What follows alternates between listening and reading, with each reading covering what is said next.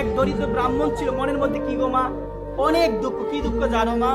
যে আমার দরিদ্র কুলে আমার জন্ম হয়েছে, আমার মনটা চাই ভালো করে অনেক টাকা পয়সা খরচ করে ভগবানের সেবা আমি করব, কিন্তু আমি এতটাই হত দরিদ্র, আমার পক্ষে ভগবানের সেবা করা কি হয় না, সম্ভব হয় না। মনের মধ্যে এত দুঃখ মা, এত দুঃখ মনের মধ্যে যে ভগবান তুমি আমাকে দরিদ্র কুলে জন্মটা দিয়েছ, কিন্তু প্রভু গো আমার মনের মধ্যে বাসনা আমি তোমার সেবা করব, কিন্তু আমার মধ্যে এতটা টাকাও নাই যে টাকা দিয়ে আমি তোমার সেবা করব। মনে অনেক দুঃখ, মনের মধ্যে অনেক দুঃখ। একদিন ওই দরিদ্র ব্রাহ্মণ একটা মন্দিরে গিয়েছিল। মা কোথায় গিয়েছিল? সবাই মিলে বলো, কোথায় গিয়েছিল? ওই দিন ওই মন্দিরের মধ্যে ভাগবত পাঠের আয়োজন করা হয়েছিল। কিসের পাঠ বলো মা? ভাগবত পাঠ। ভাগবত পাঠক মশাই এক পর্যায়ে তিনি পাঠ করতে করতে বলল, এই জগতে কোনো মানুষের যদি কোনো কিছু না থাকে, এই জগতে মানুষের যদি কোনো কিছু না থাকে, তার মনের মধ্যে যদি এই পরিমাণ অভিলাষ থাকে ভগবানের সেবা করার, সে যদি গরিব হয়, সে সেবা করতে পারছে না, কিন্তু মনে অভিলাষ কার সেবা করার গো মা? ভগবানের সেবা করার। তার এই অভিলাষটা পূরণ হবে, তার সেই অভিলাষটা কি হবে? পূরণ হবে। কিভাবে হবে? ওই কথা বলার পরে সেই ব্রাহ্মণটা অপেক্ষা আছে, কখন বলবে যে কিভাবে পূরণ হবে, কিভাবে পূরণ হবে। এক পর্যায়ে পাঠক মশাই কি বললেন? যার কোনো কিছু নাই সে ভগবানের সেবা করতে পারবে তার মনে মনে। তিনি বলে দিলেন, তোমার কোনো কিছু নাই, তুমি যাও কোথায়? তুমি বৃন্দাবন যাও। তুমি কোথায় যাও? মনে মনে বৃন্দাবন গেলে কি টাকা লাগে গো মা? মা মনে মনে বৃন্দাবন যাওয়া যায় না? যাওয়া যায় কি? তুমি তোমার মন পাখির মাধ্যমে তুমি বৃন্দাবন যেতে পারবে। তো পাঠক মশাই বলে দিল, মনে মনে কোথায় যেতে হবে? বৃন্দাবনে। মানে তুমি এক জায়গায় বসে আছো, তুমি বৃন্দাবন যেতে পারবে কিসের মাধ্যমে? মন পাখির মাধ্যমে। বলছে তুমি বৃন্দাবন যাও, বৃন্দাবন যাওয়ার পরে তুমি তোমার প্রাণ গোপালের একটা মূর্তি তুমি কিনে নিয়ে আসো, কিনে নিয়ে আসার পরে তোমার বাড়িতে ওই মনে মনে ওই প্রাণ গোপালকে তুমি স্থাপন করো। স্থাপন করার পরে মনে মনে এই বিশ্ব ব্রহ্মাণ্ডে যত তীর্থ রয়েছে ওই তীর্থস্থানে তুমি মনে মনে যাও। কিসে যাও মা? যাওয়া যায় না মনে মনে? মনে মনে কোথায় যেতে হবে?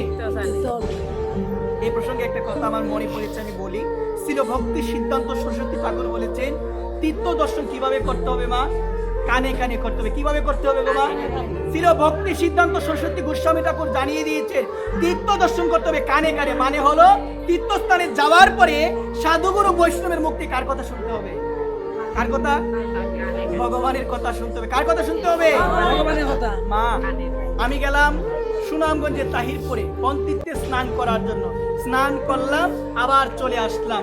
কোন সাধুগুরু বৈষ্ণবের মুখ থেকে হরিকথা শ্রবণ করি নাই, কোন বৈষ্ণবের শ্রীমুখ থেকে গোবিন্দের কথা, রাধারানীর কথা আমি শ্রবণ করি নাই। শাস্ত্র জানিয়ে দিল, তোমার ওই তীর্থ স্নান করে কোনো লাভ হবে না। একবার কোনো লাভ হবে না। এই কারণে ছিল ভক্তি সিদ্ধান্ত সরস্বতী গোস্বামী ঠাকুর তিনি জানিয়ে দিল, তীর্থ দর্শন চোখ দিয়ে নয়, কি দিয়ে? মানে সাধুগুরু বৈষ্ণবের মুখ থেকে কার কথা শুনতে হবে? ভগবানের কথা শুনতে হবে। তো ওই ব্রাহ্মণ তিনি ভগবানের কথা শুনতে গিয়ে পাচ্ছেন কি, যে মনে মনে এই বিশ্ব ব্রহ্মাণ্ডে এই সমগ্র বিশ্বের মধ্যে যত তীর্থ রয়েছে সমস্ত তীর্থে যাওয়া যায়, এবং যাওয়ার পরে সেখান থেকে তীর্থের জলগুলো সংগ্রহ করতে হবে। কিভাবে? মনে মনে। টাকা খরচ হবে মা? পয়সা খরচ হবে? তো পয়সাও যদি খরচ না হয়, টাকাও যদি খরচ না হয়, আমরা কি করি চিন্তা? ওই রকম করি কি? করা হয় না, করি না আমরা অনেক সময়। তো মায়েদের কাছে আমি অনুরোধ করে বলছি, মনে মনেও করা যায়। তো ওই ব্রাহ্মণ এই কথাটা শোনার পরে তার মনের মধ্যে যে এত আনন্দ, আমার জীবনে অভিলাষ ছিল আমি ভগবানের সেবা করব, কিন্তু হচ্ছে না, আমার অভিলাষটা পূরণ হচ্ছে না। আজকে আমি ভাগবত পাঠে গিয়েছি, পাঠক মশাই জানিয়ে দিয়েছেন। কোন মশাই মা? মনে মনে কার সেবা করা যায়? মনে মনে ভগবানকে ভোগ দেওয়া যায়, মনে মনে ক্ষীর ভোগ দেওয়া যায়, মনে মনে পায়েস দেওয়া যায়, মনে মনে সবকিছু ভগবানকে অর্পণ করা যায়। এটা শোনার পরে সে বৃন্দাবন গেল, মনে মনে বৃন্দাবন গেল, বৃন্দাবন থেকে একটা গোপাল কিনে আনলো, ওই গোপালকে মনে মনে প্রতিষ্ঠা করলো, সমগ্র তীর্থে গেল, তীর্থের জল নিজের ঘরে আনলো, আনার পরে মনে মনে কাকে স্নান করাই? গোপালকে স্নান করে। মনে মনে কাকে ভোগ দেই?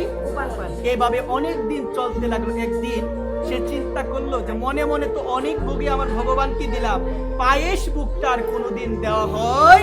পায়েস দেওয়া হয় নাই।